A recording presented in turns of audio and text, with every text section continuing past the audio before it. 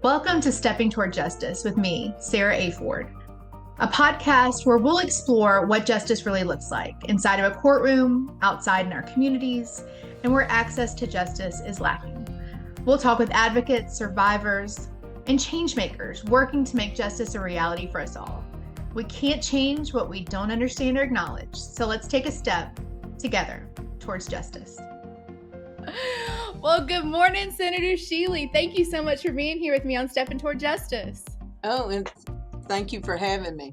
I love your brother, by the way, if I can say that. Of course you can. I mean, we don't want his head to get too big, but... Oh, he's the best. He's like one of my favorite people. He is a good kid. He really, I say kid. He's my younger brother, so I say kid. But he is a kid. He's a kid to me. I don't care how old he is. He'll always be a kid to me. He is a good kid. Well, thank you for saying that, Senator. I appreciate that. He does a lot of work up there at the State House, and you do a lot of work up there at the State House.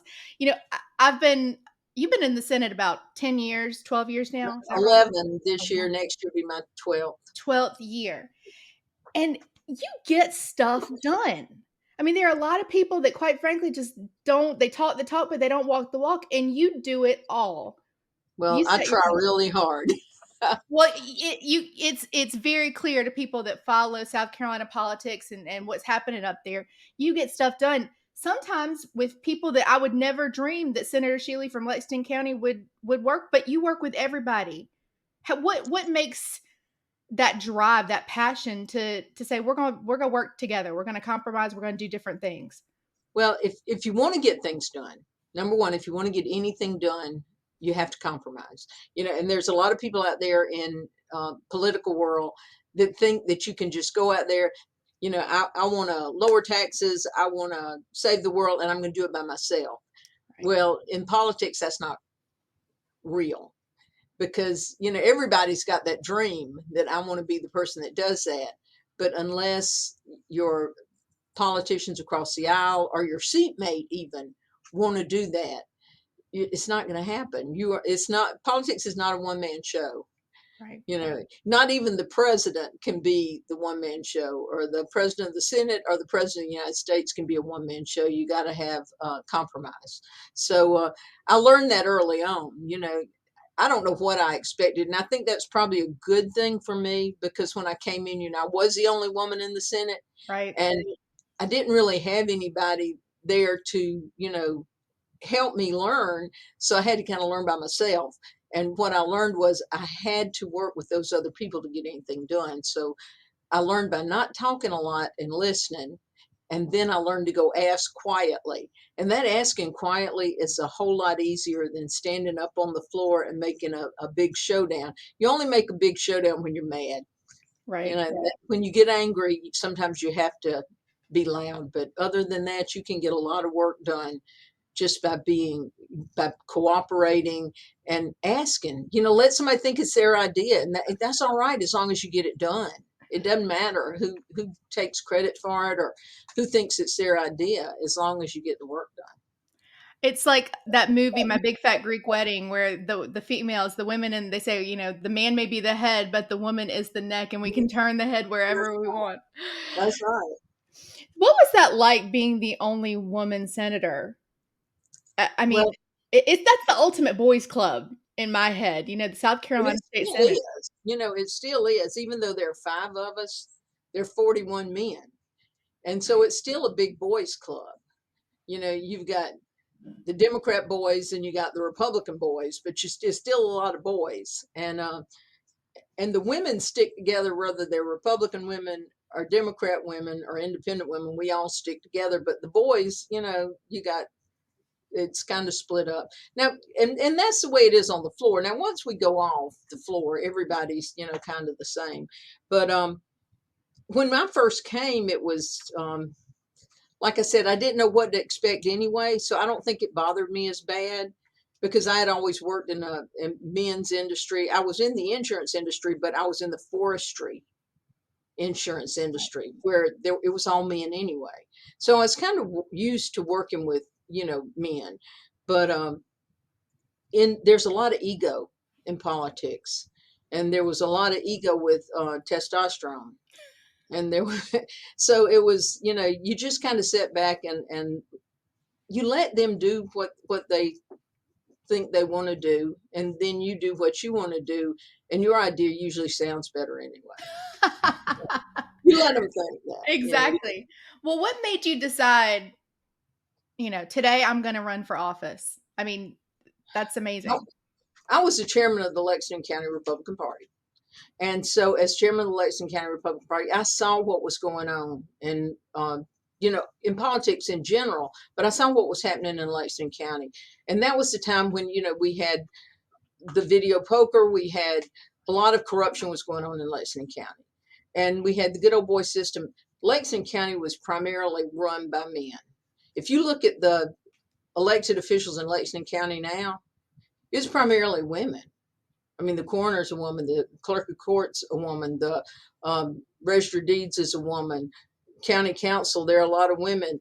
Most of the mayors in Lexington County are women. I mean, and that is not the way it was. Right. But Lexington County has grown and prospered because of that. So there were no, women in elected office. We had, and then I got elected. We got Paul Rawl Calhoun. She's, a House member. So we've changed that the way it looks in Lexington County in politics. But the senator that I ran against was like the ringleader in Lexington County. And he was a bully. He and I are friends now. So I'm not, saying anything that he knows I wouldn't say about him. But he was kind of like in charge. He had a lot of money. He had a lot of power, and nobody would run against him. And he became derogatory towards our House member at the time, Nikki Haley, who was going to run for governor. And she was a friend of mine. And I said, this got to stop.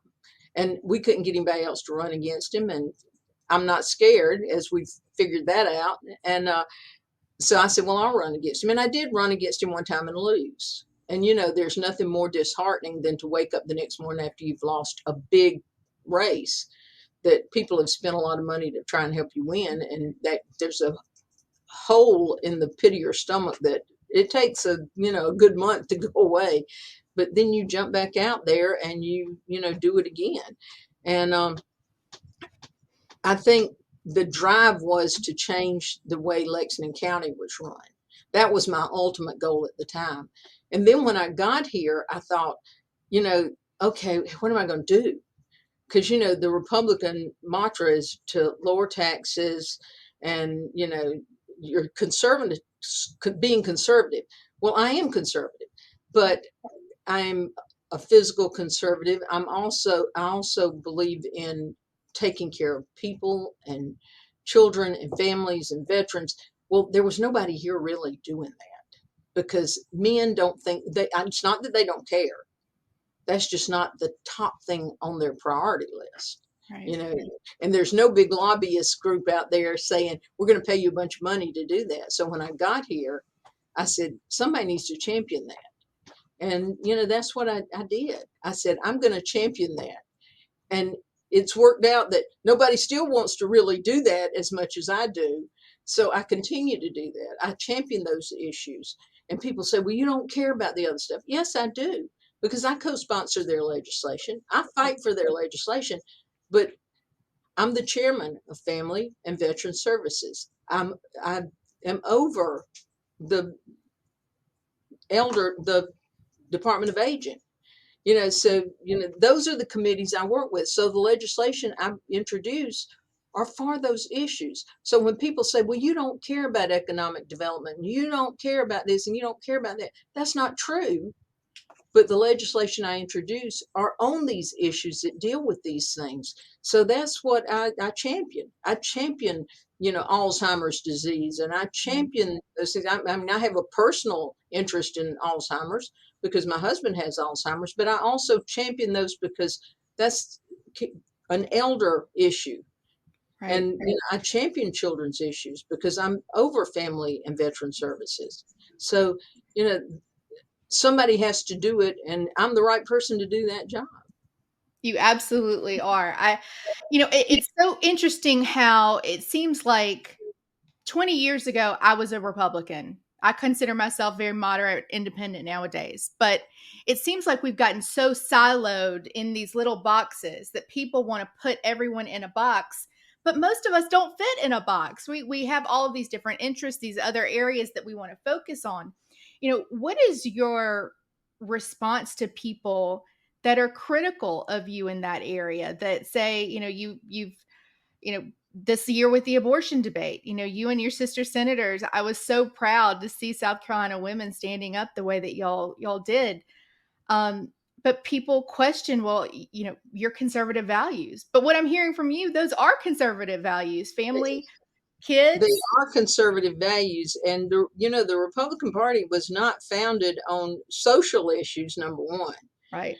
you know, we were founded on more of physical conservative basis, and we're supposed to take care of those issues, looking after our economy, our jobs, and all those issues. And what we've morphed into is a one issue party right now. Right. You know, in a real world, and we would never have taken up one piece of legislation 4 times in a year. And we have so many other things. I have a bill out there to make sure that children get fed in schools. We didn't take that up once. And that to me is important. Absolutely. Was the abortion issue important? It was important 6 years ago when we took it up the first time. And we took it up and we settled it. We had legislation for it, but every year they keep wanting to chop away at it. Am I pro-life? Yes, I'm pro-life. I'm pro-life for everybody. I want children to be happy and healthy, and I want old people to be happy and healthy as long as they can. I want us to take care of women and families and men. Men are victims of domestic violence. Children are caught up in human trafficking. Those are all pro-life issues. They have taken the word pro-life and they have made it mean one thing: life at conception. That's what pro-life is to certain people. Pro-life means I'm pro-life for everybody. And you have to decide how conservative are you? Are you moderate conservative? Are you so far right that if the world slammed on brakes, would you fall off? You know, I want everyone to be taken care of. And do we have to worry about women's health? We've stopped worrying about that. We've got to the point where we only worry about this one issue, and we've got to stop that. We've got to look at all the issues. We've got to worry about our homeless veterans. Who's worrying about those people? Who's worrying about homeless children that are sleeping in the car in the parking lot? We're just not. We've not become the party of inclusion, which we're supposed to be. We've become the party of one issue. Right. Well, gosh, Senator Shealy, you're like reeling me back into the party. I'm like, that exactly. Because, Well, come on back. I'm trying to change him now. So, well, I think just having conversations about these things are so important, but so often people don't want to have conversations. They want to spew venom on Twitter or Facebook or whatever they want to do. And we just don't connect with people. We like to divide instead of connecting. And I love that, you've always been someone that really I'm wants trying to curb my venom spewing, though. That's it's hard. It's so hard. my next goal is to stop when they say something. I'm not going to respond. I'm trying to not respond to their venom spewing. I'm going to just say something positive. Well, it's so hard though, because I'm the exact same way, because I get so mad. That's not me. That's not my character. Whatever, and you want to just. I want to make, somebody, back when I first ran, somebody said, you want to make people like you. That could make you a bad candidate because you want people to like you. So you might, not stand up for what you really believe. Well, no, that's not the case. I want everybody to like me. I mean, I think that's human nature, that you want people to like you. And I do want people to like me, but not at the cost of saying something that's not true. And my sister will tell you, I am the world's worst. I cannot tell a lie. I will go down with the ship before I tell a lie. And so if you put me, I couldn't lie in court, I would be the world's worst, because I'm going to tell you the truth, even if you don't like it. And I think that's why I do good at my job, because if you come in my office and you ask me a question, I'm going to tell you the truth. I had constituents come to my house a lot. I live on a main highway, and it's really easy to turn into my driveway. So I have constituents come to my house. I had one come to my house, and they said, DSS is doing a terrible job with my case. I said, they are. I said, how is that? Well, they just are. They just won't do a good job. I said, well, have you reported it to them? Well, no, but I just know they're going to do a terrible job. I said, oh, okay. Well, maybe we should report it first. And they kept, going on and on. I said, well, it's all right, because as you sat here, I reported it. And I think I took them off guard a little bit, the fact that I reported it while we sat there. Right. And so maybe today this was just last night. So maybe today, as DSS is inspecting their home and finding out why it's such a terrible situation, they might wish they had not dropped by my house last night. But, if you action, words mean action, and I do what I say, and, say what I do. And in fact, my competitor that I beat, he had written something about me when I was running for chair of Lexington County. He said, she says what she means, what she says, and she says what says what she means, and she does what she says, something like that. Because he wanted me to be chairman of Lexington County Republican Party, because he didn't want me to run against him. And I won Lexington County Republican Party, but he made a great glowing comment about me. And I've always been that way. I'm not going to change. And so don't ask me a question unless you want to know the truth. I love that. I love that. People If say, you got real truth you want to know right now is the time to ask me. that's so true, because so often we have people that want to, pander to this group or this group or this group. And it's like, are we talking about the same issue that we talked about a week ago? And it's refreshing in politics to hear from someone that says, oh, well, there are things that we can do to fix that. Let's start right now. Let's do this. And I just appreciate that. Do you think that that's part of, what we're seeing in politics, not only in South Carolina, but across the country, that maybe politicians and people that are in power, look one way on camera, but maybe are a little bit different behind the scenes? Do you find that in your experience? That's definitely true. I mean, because I see that in people that I know, like I've maybe never met a politician, and I see him or her or in person, and they get up and you have a rousing speech, and then I hope and pray sometimes they're not like what I just heard. You can't be that way at home. Right. Well, you get what you see. I will tell you the same story I just told somebody else. And, I don't care whether it might hurt your feelings, it might not, but you might love me when you leave. It's like my admin, she'll have people calling, they're just screaming and hollering. I said, well, give me their phone number, I'm going to call them. They're either going to really love me when they hang up, or they're going to hate me. But I want to meet them head on. I just want to get it over with, pull off the Band-Aid. Let's see how mad they are at me. And, most of the time when I hang up the phone, we're pretty good friends. I'll invite them out to the house and feed the donkeys or whatever. That's why I have so many people coming to my house. But I had one guy, he brought me some homemade wine last time he was mad at me after we got through talking. Made me an Afghan and brought me some homemade wine. He was like 86 years old. He said, I'm going to make you an Afghan. Brought me an Afghan and made me some homemade wine. I had to bring him some jars for his next batch of wine. Well, that was a good conversation, right?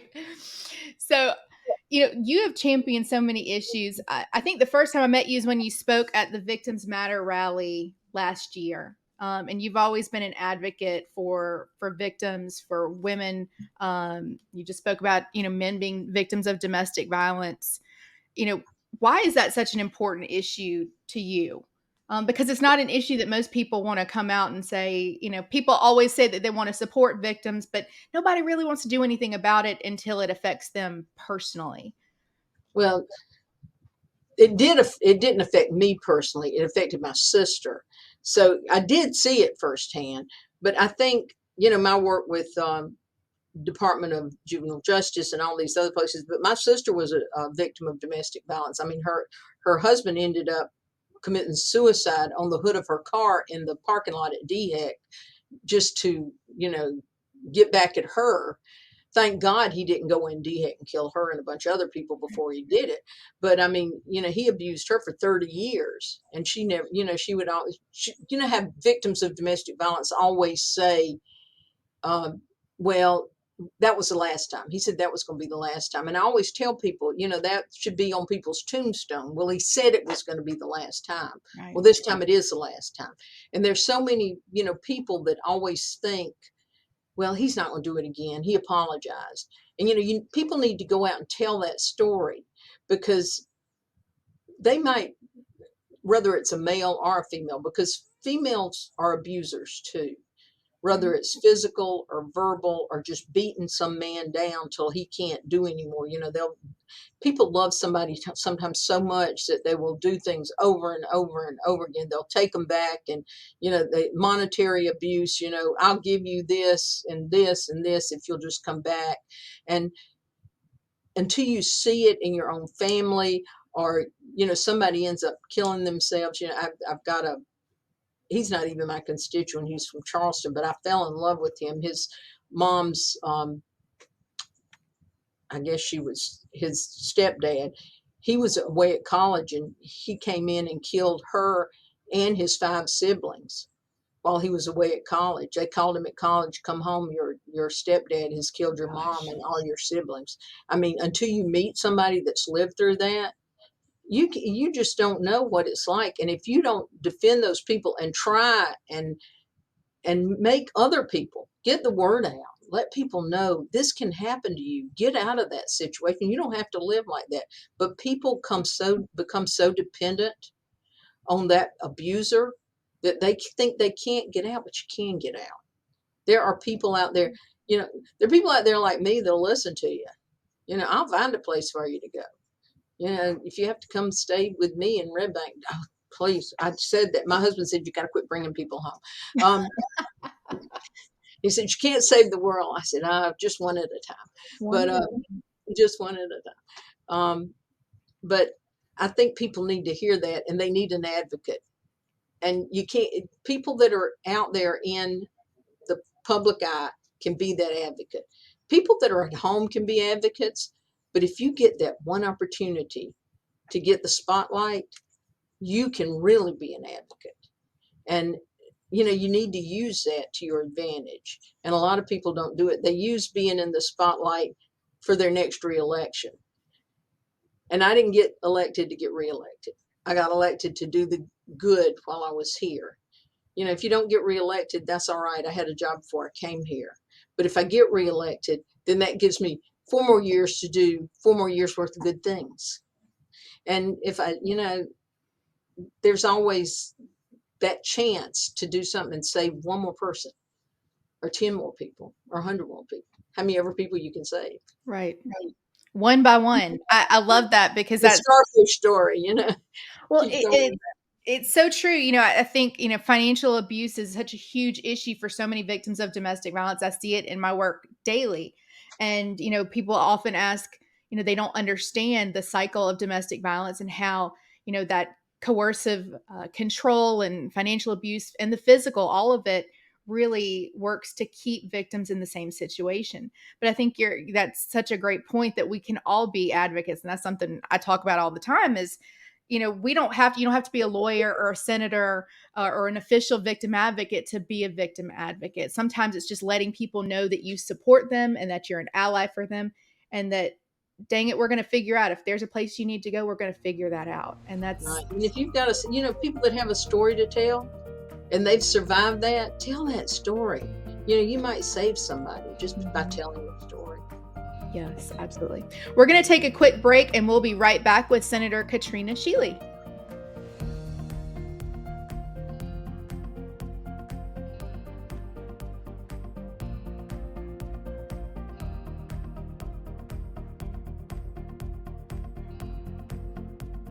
Well, we are back with Senator Shealy. And Senator Shealy, you talked a little bit earlier about, you know, you're talking about victims, you talked about foster children. Tell us about Katrina's Kids, because I Um, absolutely love the mission of your organization. right. Well, I love Katrina's Kids too. In fact, I was working on some issues this morning with Katrina's Kids. You know, that started as a whim. You know, I was on the DSS subcommittee to investigate um, the Department of Social Services when I think that year, in the first 8 months of my second term, over like 67, 68 children had died in the while they were in the custody of DSS. And I said, this is just, you know, absurd. Something's wrong. And Right. so I came to who was the chairman of the committee I'm chairman of now. And I said, Senator Odell, we need to do an oversight committee. We need to find out what is wrong in DSS. So he assigned a subcommittee. It was myself and Senator Joel Lorry, who is passionate about children like me, and Senator Tom Young, who keeps the best records ever. I've never seen anybody that can tell you what happened 10 years ago at the exact time. And we drilled into DSS like nobody's business. They got where they hated. When we called a subcommittee meeting, people suddenly feigned sick. I mean, we actually had the director feign a heart attack one day. But Oh, we, my Lord. well, that was right at the bitter end when we were getting to the crux of things. But we were bound and determined that the director, you know, she wasn't. We had to hold somebody responsible because there were so many issues there. But what we found out was a lot of things. To get back to Katrina's Kids, that there was a big gap in what DSS could do. You know, the state, not DSS, but what the state could do, and what foster families could do for children. You know, like you could have a child in foster care that the state only pays for certain things. I mean, because there's a certain amount of allocated funds for Right. children. And then the foster family might have 3 children of their own, or they might have 5 foster kids. We did put a limit on that number because some people were just doing it for the money. But there was a limit that they could spend because of the number of children. But then what if these kids wanted to go to summer camp? Or what if they wanted to play in the band? Or what if they wanted to take karate lessons? Or what if they wanted to do fun stuff? There was no money for that. And, you know, if it's my kid or your kid or our grandkids, we can pay for that. And so what we wanted to do was start a foundation that said, if you want to go to summer camp, go to summer camp. If you want to play baseball, we'll pay the fee. We'll buy the equipment. If you want to go take ballet lessons or karate lessons, we'll pay for that. So all they have to do is go on our website. They fill out a form. They send it in to us. I mean, to date, I can't even imagine how many kids we've sent to summer camp, but we've paid for so many different things now that I can't even mention them all. We paid for children's braces. We paid to send kids to college, their entrance fees, their, you know, so many different things to help children in all across the state of South Carolina. There is not a county we haven't touched. We are not, you know, just here in the Midlands. We are all across the state of South Carolina. We do things for children in group homes, children that are in foster care. We help them. We do help them go to camp, but we help them do other things. Our motto is every chance for every child. We want every child to have the same fun that our kids had, that our grandchildren have, that to make them feel like, you know, and I'm thinking about Pinocchio now, that so they can be a real boy, you know, so they can be a real girl, so they can do things, so they don't feel different than their peers that they go to school with. If you want to play a piccolo, we'll buy you a piccolo. If you want to take guitar lessons, we'll pay for the lessons and buy you a guitar. You know, we want you to feel just like everybody else. And I think this is our let's see, I've been here probably our 8th or 9th year. The first year we sent like 300 kids to summer camp.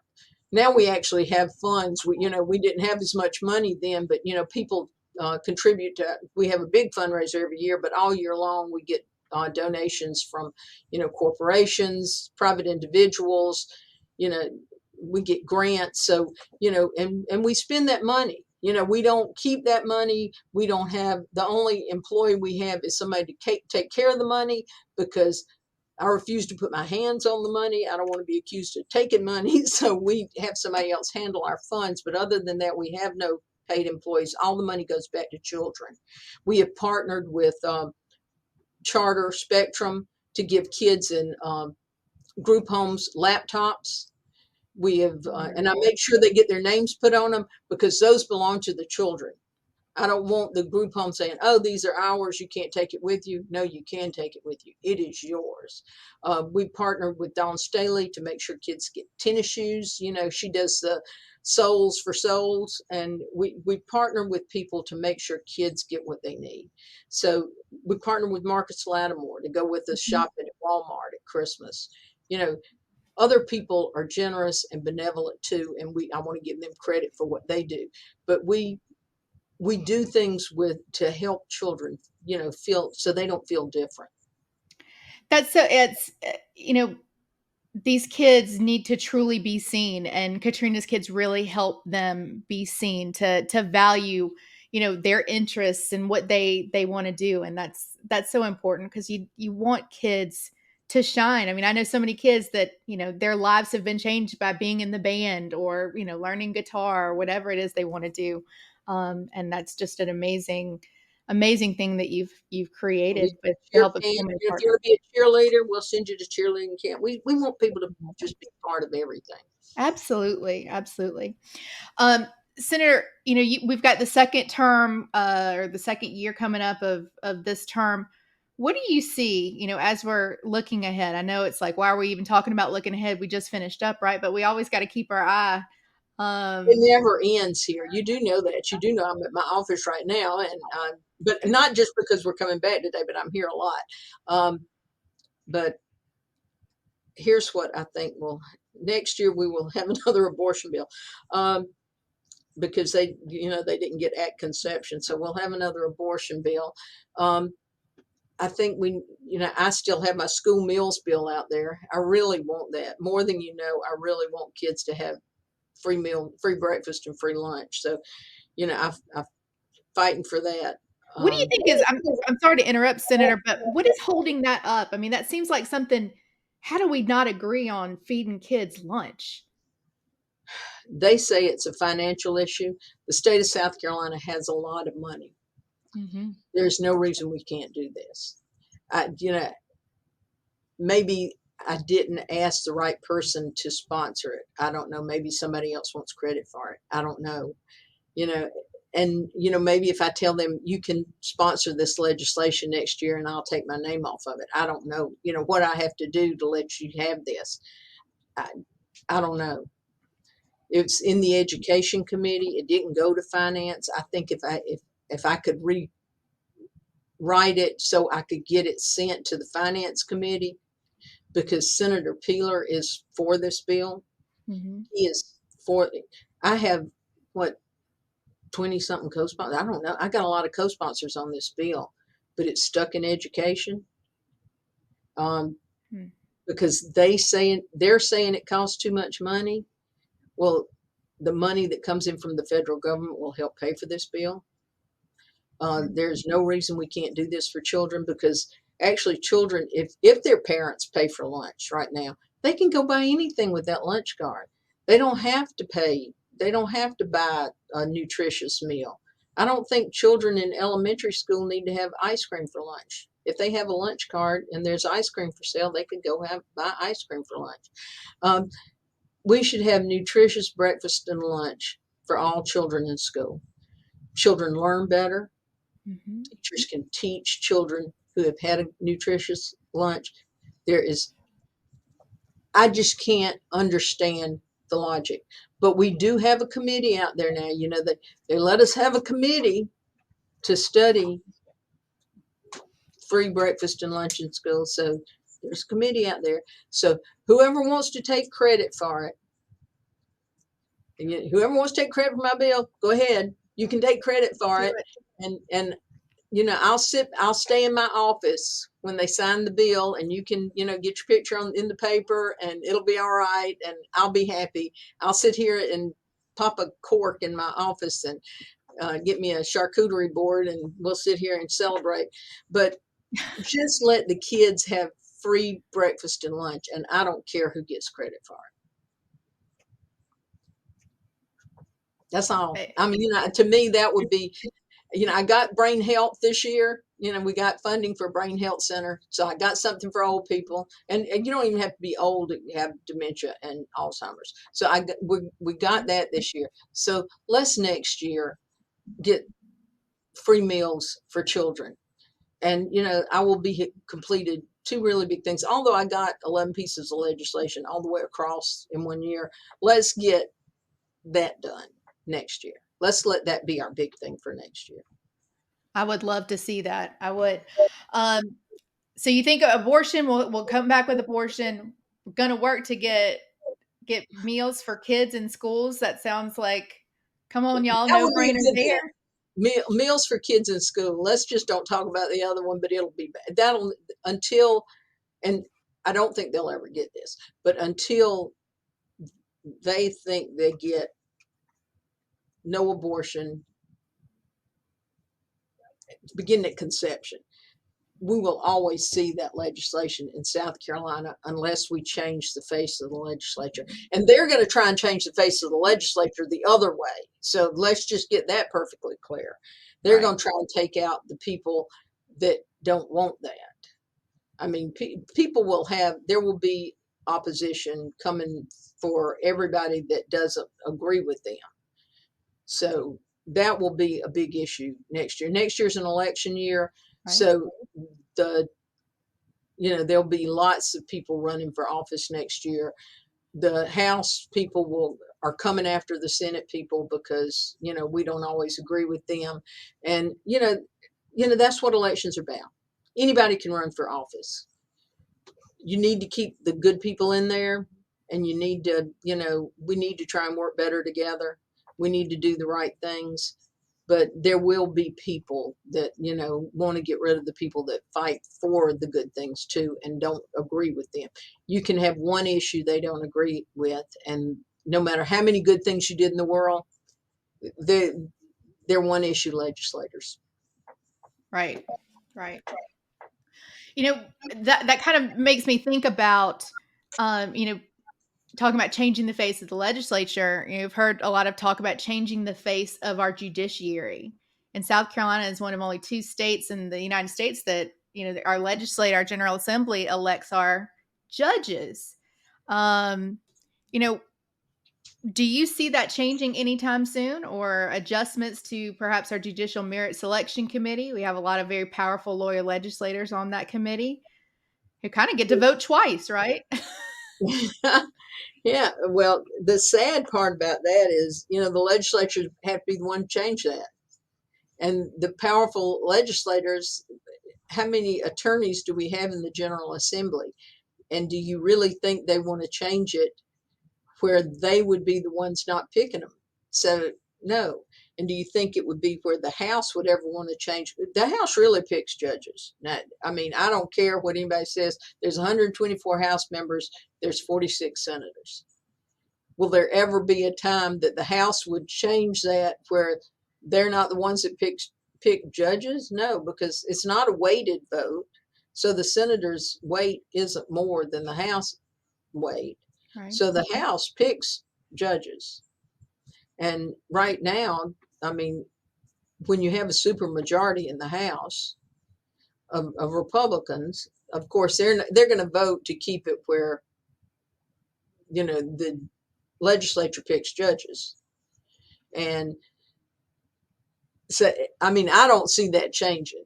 And if you count the number of attorneys in the legislature, I'm not sure of the number. I tried to count one time, and I think it's 41 just popped into my head. I don't know why, but that seems about total in the House and the Senate. See, I would think it's more than that. I don't know. But I don't know what everybody in the House does for a living. There are too many of them. And they change every 2 years, so I don't know what they do. But it's a lot. It's a lot. And, you know, in the Senate, one person can stop a piece of legislation. So, you know, I know there's a lot of attorneys in the Senate. I am not one of them. Write that down. I am not an attorney. But I mean, I like attorneys, and sometimes I need one. Right. Sometimes I need one to tell me to be quiet. But I- I don't know that that'll change anytime soon. You know, I think they might change the way that who all can run for the judiciary.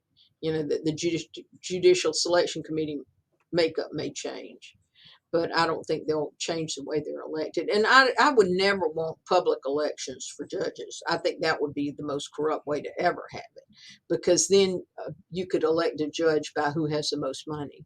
Sure. You could pay off so I don't like that way, but I don't know what is the best way. You know, I don't know that the way we do it is the best way. You know, is gubernatorial appointment with advice and consent, but the House is never going to give the Senate advice and consent. So, you know, It's all about, it's all about power. Right. Right. It's about Yeah. power.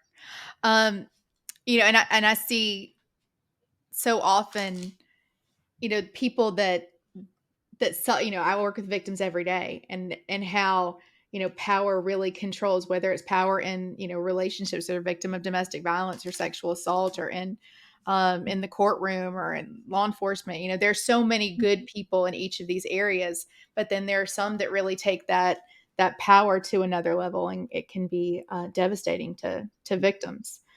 Um, kind of moving away from that, looking at your almost 12 years you've been in the Senate, a powerhouse, a woman that makes me proud to be a loudmouth woman in South Carolina. I hope I can say that, Senator, because it feels like kindred spirits.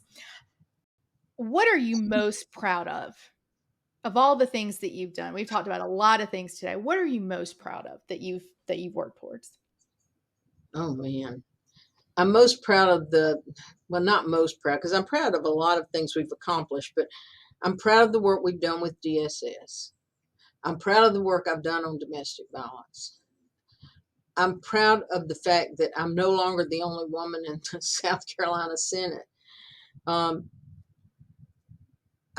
proud that we've stood up, and I'm proud that I make a difference every year, that I pass legislation that makes a difference. I'm not a resolution passer. I'm not somebody that only passes resolutions to congratulate people.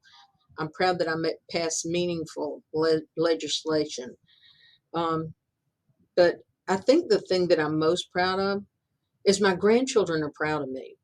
My grandchildren tell their friends who I am, and they are proud that I am their grandmother, and they're not ashamed to show people my comments on Twitter, and they're not ashamed to show people that I made TikTok, and that my grandson calls me and says, "Hey, Mimo, you went viral on TikTok." And I said, "What does that mean?"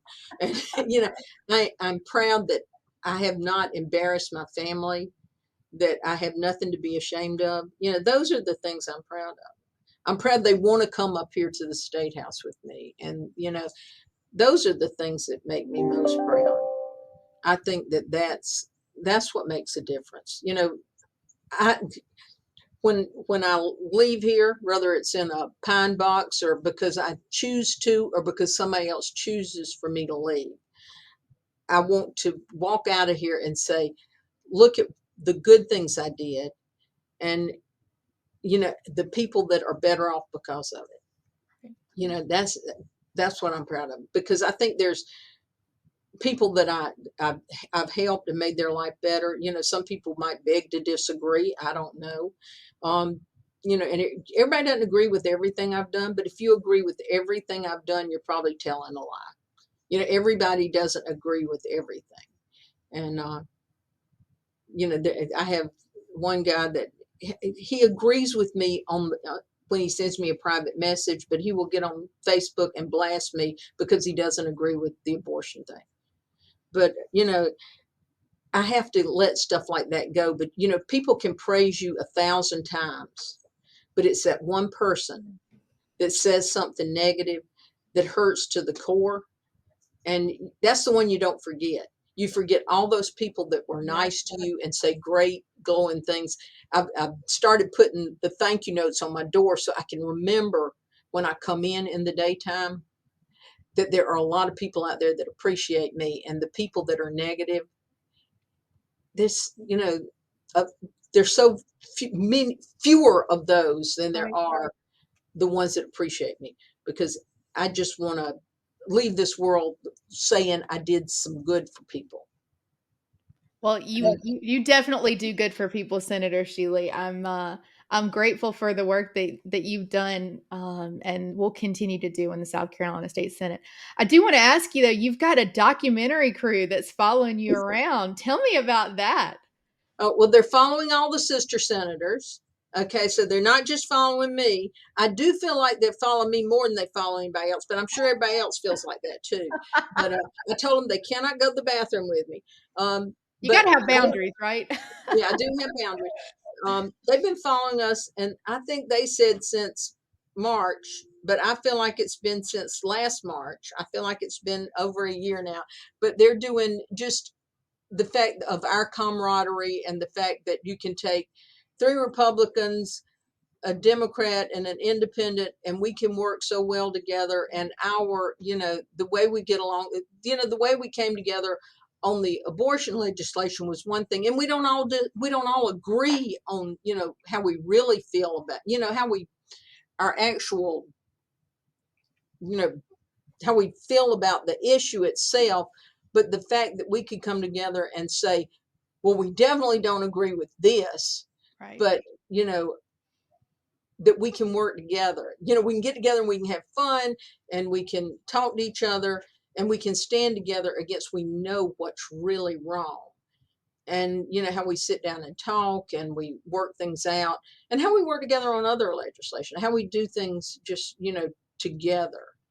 And so there, this probably is, a long time yet in the making. It's not coming out tomorrow or anything, so don't be looking for it tomorrow or anything. But they're just been following us around for a while. Well, it's an inspiring story in an age where, you think Republicans, Democrats, Independents coming together and working towards a common goal. That it's an inspiring message, and one that I hope I can't wait to see that, because we need more of that. We need more women in places of power. We need more women running for office. Hopefully, we'll have more women in the South Carolina Senate next year. Well, I think, if you get a group of women together, you could get more work done, because we're going to get the work done. And then we're going to go out and have a drink afterwards and sit down and, get us a charcuterie board and a drink, and we're going to talk about it.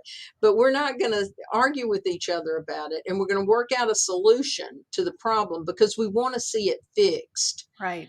We don't, we do believe in compromise.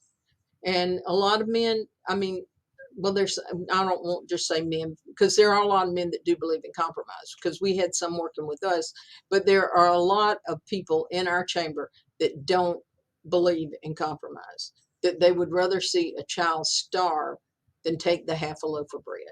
And that's a sad situation when you can't come to any compromise. And, sometimes women they just work better. They work better across the aisle. They work better with each other. They work better with men. Mm-hmm. I can talk my fellow legislators into, understanding. I don't talk them into something that's not true, but I can make them understand why we need to do things better than they can make each other, because they don't want to talk to each other, because they don't want to say, what, you're right. Maybe your way is better. Let's change that to your way, so we can get it done. And even if that wasn't my words, it can be your words. And other men don't want to do that. It's an ego thing. My ego's not that big. Some days it's pretty big, but it's not that big. Hey, each day we get up out of bed, we got to choose our battles, right? That's Well, right. thank And some of them just aren't that important. absolutely. You got to choose your battles. We got all those negative comments that we let live rent free in our brains.